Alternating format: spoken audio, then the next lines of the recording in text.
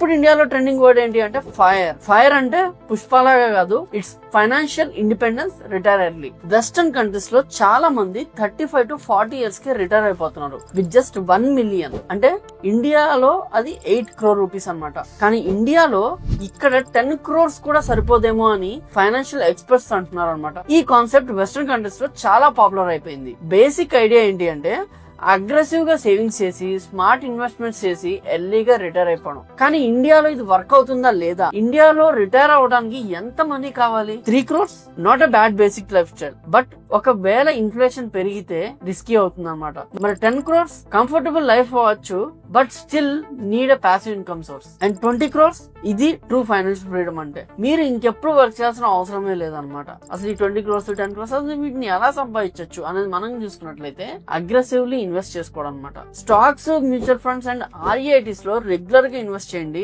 If you invest 20,000 per month with 14% returns, 30 years లో approximate గా 11.11 crores దాకా build చేసుకోగలరు. Remember, income minus expenses equal to wealth. ఎప్పుడైనా కూడా 50-30-20 రూల్ ని ఫాలో అవ్వండి. 50% నీడ్స్, 30% వాంట్స్, 20% సేవింగ్స్ అయినా చేయండి, లేకపోతే 20% ఇన్వెస్ట్ అయినా చేయండి. అసలు నేను ఇండియాలో రిటైర్ అవ్వగలనంటే answer yes, but it requires extraordinary discipline, planning, and frankly, a lot more money than people even think.